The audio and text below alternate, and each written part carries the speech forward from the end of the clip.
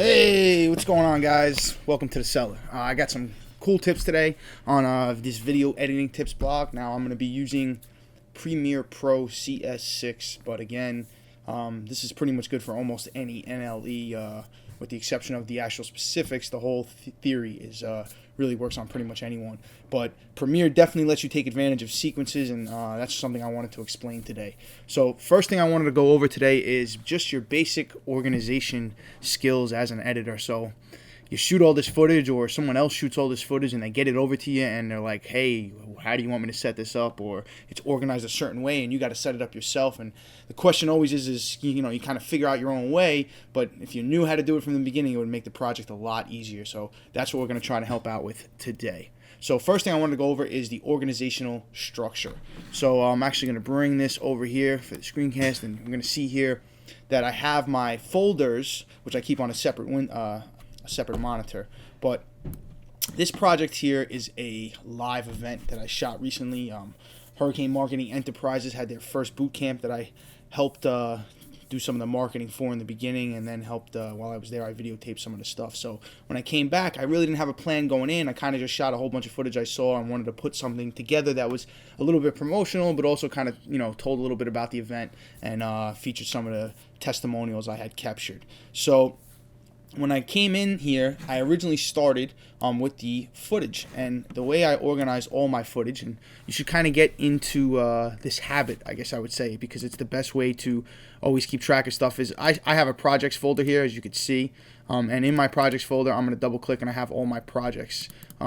This one is under the hurricane, and we're actually dealing with the boot camp. So under here, I pretty much have all of my files. Now, normally there will be a PR file in here for Premiere, which is where my sequences are, but because I've done multiple videos in there, I keep all my Premiere files in the normal, right here in this bootcamp file, so I have them all in one place. But the majority of them normally would be in the project folder. So I would have a separate folder for whatever your NLE is and whatever the name of the project is. Then over here, you can see I have an AE or After Effects file for the titles that I used, which I got off videohive.net. And then I have an exports folder, which is for just all of the exports for anything that I export out of the program, be it rough cuts or final cuts and so forth and so on. Here is my FTG or footage folder. That's what I like to name it. And in my footage folder, I have 3 sets of different footage. This is actually the raw footage that was captured off of the GH3. This is the cineformed footage that I cineformed afterwards, which is cineform is a much nicer codec to use, but basically it doesn't matter. This is the footage I'm working off of. And this right here is just some iPad footage that they took after I wasn't there anymore, that I didn't actually use for this particular cut, but was there if I needed it. So that's the type of footage I have. So then I have a music folder, which is some of the music I got, which I got off audiojungle.net. And then finally, I have a titles and transitions folder, which basically has some of the different transitions and titles that I used throughout the project. And the reason I'm showing you this structure here, as I move this off the screen, is, well, actually, I'll move it back on, because I wanted to show you that with the exception of exports, which obviously isn't going to be in here, and AE, which also isn't going to be in here, because these right here, these 3 here, and you can see are exactly the same in here. Now, sequence is not going to be in there because these are actually your Premiere Pro sequences. So my SEQ folder is actually where all my sequences are housed, and I'll go over that in a minute. But this is basically how we're going to set up this folder. So let me go back to the Finder real quick, and you can see how they're pretty much identical. Okay. In the way that they're set up. And that's going to help me because, as you can see, if I open my titles and transition folder, any file that I have here is also going to be there. So they're the same files. So if I'm looking for anything in particular, I know exactly where to find it. And that helps keep everything organized. So now let's go over to these bins. Depending on what NLE you're using, I'm sure there's all something that's very similar in each of them. I know Final Cut Pro has it. But what I'm setting up here is folders or bins, and that's where all of these, how I'm organizing my footage. Now, what I wanted to go over is that there's actually 2 different ways to organize footage. And I guess that I use at least, and it depends on the type of shoot that you're doing. If I'm doing a narrative film or some sort of production or commercial that basically has scene numbers attached to it in the beginning that I know what shots I'm going to be getting in. Then I'm going to basically stick to a bin structure here, and in my footage here I'll have it broken down in different bins by the shots and scene numbers, and that's how I'll have everything organized. The reason why that works so well is because each shot is going to be specific to a certain scene or a certain reference in the script or whatever you're following, and it's easier to structure it that way because you're not going to have to worry about mixing and matching. However, the second version is for when you're doing a live event. When you're doing a live event, you don't know what you're getting. You don't know what you're going to have afterwards. You might have an idea of what you're trying to capture. You might have different shots, but they're going to be taken all out of order, and sometimes even in the same clip. And that's what I wanted to go over today, is how to structure that. Premiere Pro offers a unique way to do it. I believe you can do this in multiple other areas, but this is pretty much the only way that I like to organize all of my footage from now on when it comes to live events, interviews, and stuff like that. Things where you're not really sure what the final piece is going to be, and you have a variety of footage to work with. So, getting started, I'm going to move this off here, and we'll start here. A perfect example is, actually let me pull this back on, is if you're organizing clips in a bin. And which shot is this?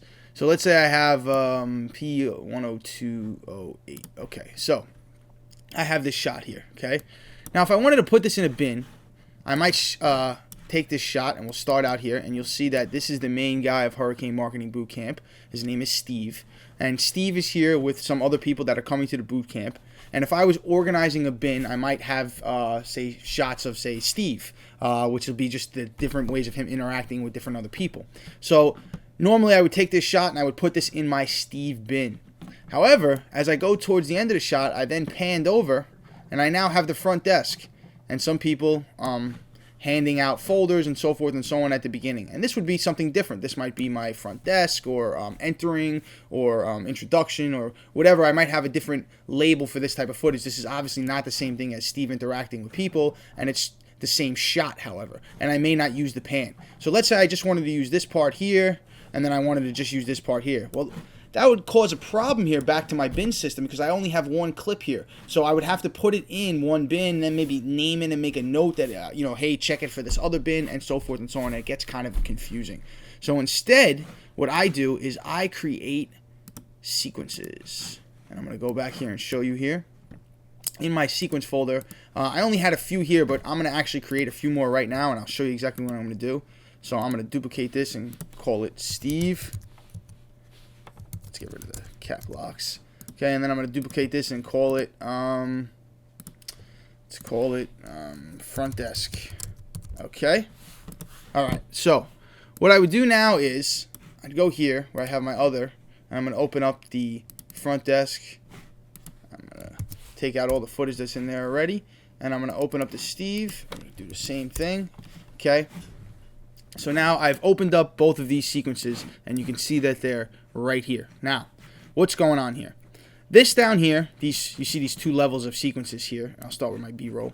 This down here is my main timeline. I have one that's regular, and I have one that's a shorter version. It's actually about 2 minutes, 120 seconds. So these are my main timelines that I'm working off of.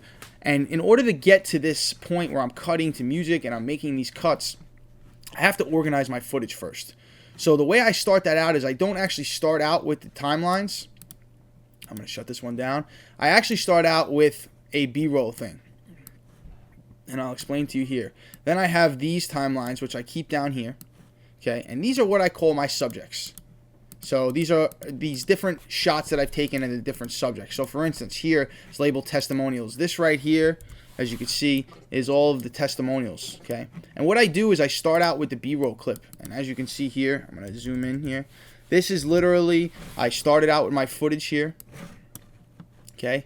I basically grabbed all of my footage. This is basically all B-rolls, okay? I grabbed all of my footage like this, and I literally, let's select it, actually.